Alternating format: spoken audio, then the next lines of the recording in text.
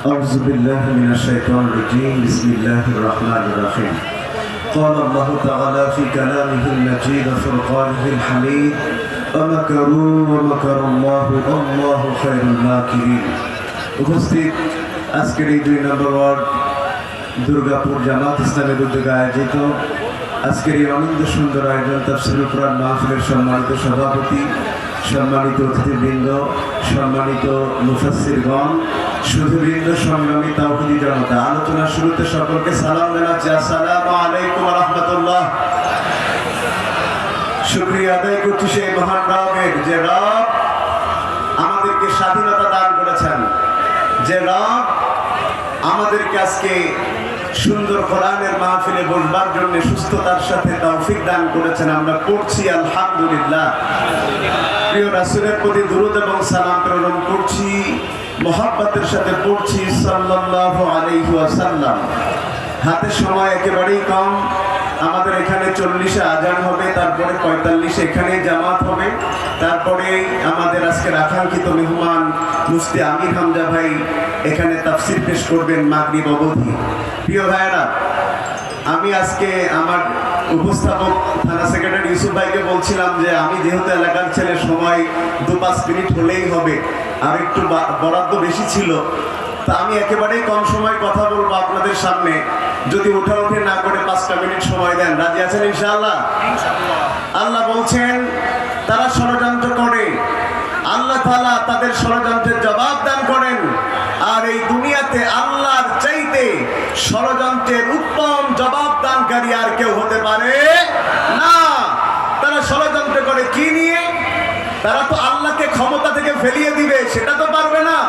আল্লাহকে আসমান থেকে নামিয়ে আসবেন, সেই ষড়যন্ত্র তারা করতে পারবে না। তো তারা কি করবে?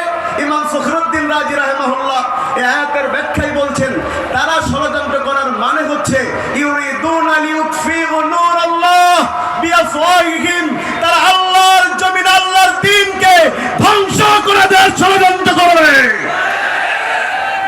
তারপরে কি হবে? তারা ষড়যন্ত্র করবে, আর আল্লাহ চাইবেন আল্লাহর দ্বীনকে তুলে ধরার জন্য। কারটা বিজয় লাভ করবে? জোরে বলেন না, কারটা বিজয় লাভ করবে? তারা 1 তারিখে এদেশে ইসলাম চলতে দিবে না। বাংলাদেশ জামাত ইসলামীকে নিষিদ্ধ করেছে, 1 মাসের ব্যবধানে তাদের রাজনীতি নিষিদ্ধ হয়ে গিয়েছে, কথা বলার জায়গা দিতে পারছে না।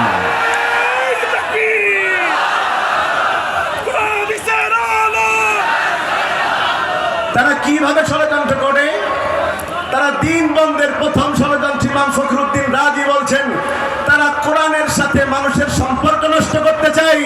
আর এই সম্পর্ক নষ্ট করার জন্য যারা কোরআনওয়ালা, কোরআনের কথা বলে, তাদের বক্তব্য বন্ধ করে দিতে চায়। তারা যখন হক কথা বলে, তারা মনে করে এই হক কথার কারণে আমার চেয়ার চলে যেতে পারে, এই জন্য হক্কানি আলেমদেরকে জেলের মধ্যে ভরে দেয়। তাদের কথা বন্ধ করে কেমন? আল্লাহ বলছেন, ওয়াইযা তুতলা আলাইহিম আয়াতুনা বাইয়িনাতিন তারিফু ফি উজুহিল্লাযিনা কাফারুল মুনকার ইয়াকাদুনা ইয়াসতুনা বিল্লাযিনা ইয়াতলুনা আলাইহিম আয়াতুনা। তারা যখন দেখে কোন বক্তা হক কথা বলছে, কোরআনের সঠিক কাজ কোন দল, কোন সংগঠন করছে, তারা তখন সেখানে তাদের মুখের দিকে তাকালে দেখা যাবে তাদের মুখের কালার হাড়ির তলার কালো চাইতে বেশি কালো। তো কেন কালো? কেন? মানে বক্তা যেই ডোজ দিচ্ছে, এই ডোজ তার উপরে যে পড়ছে। যদিও বলছে না যে সে ফেরাউন, কিন্তু ফেরাউনের চরিত্রের সাথে মিলে যাবার কারণে সেই ব্যক্তি তার এই কথা সহ্য করতে পারছে না। 2 নম্বরে তারা কি করছে? তারা বক্তার বক্তব্য বন্ধ করে দেওয়ার জন্য মঞ্চের উপরে উঠেছে। গত 16 বছরে বক্তাকে গালিগালাজ করেছে, বক্তার মঞ্চ থেকে নামিয়ে দিয়েছে। উতুল্লিম মাদা যালিকা জানিন, কোন বৈধ ঘরের সন্তান কোরআনের মাহফিল বন্ধ করতে পারে না। আলেমদের গায়ে হাত দিবে না।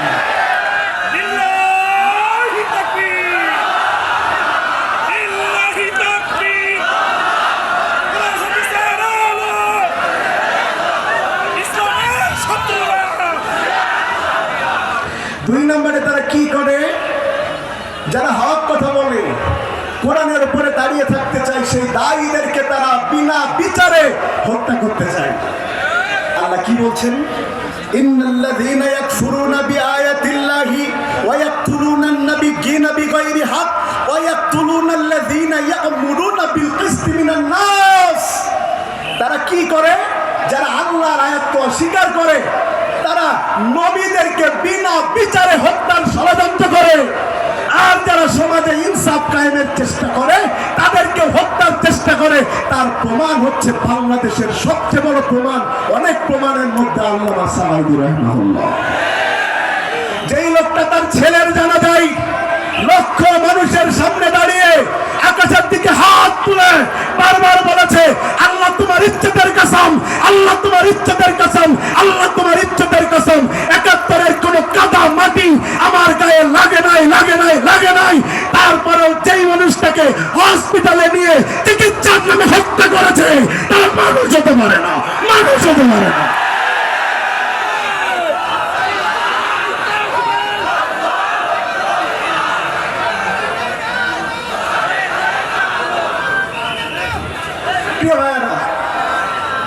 আপনারা রাগ করছেন না তো? এখনই আজান হবে, তারপরে আমাদের এখানে সলাত হবে ইনশাল্লাহ, তারপরে আমির হামজা ভাই উঠবেন। প্রিয় ভাইয়েরা আমার, একটা দাবি যদি আপনাদের কাছে করি, রাখা যাবে ইনশাল্লাহ? টাকা তুলবো না, টেনশন করেন না। দাবিটা কি? আজকের মাহফিল কোথায় হচ্ছে? বেনাপোল বলফিল্ড ময়দানে। গত 17 বছরে এখানে মেলা হয়েছে, সার্কাস হয়েছে, সব হয়েছে, খালি মাহফিল করতে গেলে জঙ্গিবাদের গন্ধ খুঁজে পেয়েছে।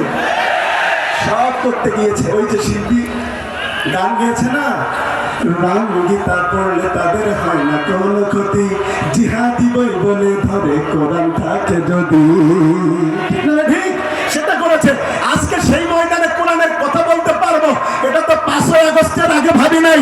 যেই বলফিল ময়দানে কোরআনের মাহফিলে হাজার লক্ষ জনতার ঢল নেমেছে, তাদের কাছ থেকে ওয়াদা দিতে চাই, বাংলাদেশের দিন কায়েম যদি হয় বেনাপোলের মাটি থেকে হবে, বেনাপোলের মাটি থেকে হবে।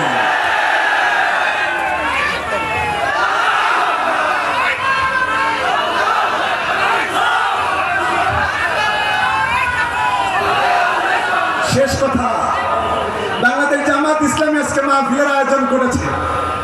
মূলত দলের দাওয়াত আর ভোটের চিন্তা করে আয়োজন হয় নাই, বরং আয়োজন হয়েছে বাংলাদেশ জামাত ইসলামী ইসলাম প্রচার আর প্রসারে কাজ করছে। এটা রাজনৈতিক এজেন্ডা নয়। আমাদের দেশে যত রাজনৈতিক দল আছে তাদের কাছে অনুরোধ থাকবে, আমরাও মুসলমান, আপনারাও মুসলমান, শুধু জামাত ইসলামী কেন তাফসীর মাহফিল দিবে, আপনারাও দেন, আমরা আমাদের জায়গা থেকে সর্বোচ্চ সহযোগিতা করবো ইনশাআল্লাহ। ঠিক আছে ইনশাআল্লাহ? প্রিয় ভাইয়েরা, এবার আমার পক্ষ থেকে একটু ধন্যবাদ জ্ঞাপন করবো বাজার কমিটিকে, যারা আমাদের আহ্বানে সাড়া দিয়েছেন। তারপরে থানা থেকে আমাদের একজন ভাই এই গরমের মধ্যে পানির ব্যবস্থা করেছেন, আলহামদুলিল্লাহ বলবেন না? তার মাথায় এটা এসেছে, আলহামদুলিল্লাহ। তাকে একটু আমাদের পক্ষ থেকে পুরস্কৃত করবো ইনশাআল্লাহ। যিনি আয়োজন করেছেন একটু হাত তুলবেন। কে? আপনি? মাশাআল্লাহ, ধন্যবাদ জানাই। আপনি তো আজকে মুগ্ধর ভূমিকা পালন করেছেন, মুগ্ধর। পানি লাগবে, পানি লাগবে বলে সালিমের বুলেটের সামনে মাথা দিয়েছে, আজকে পানি দিয়েছেন আপনি। আর বেনাপোলবাসী ইসলামের জন্য রক্ত দেওয়ার জন্য প্রস্তুত রয়েছে।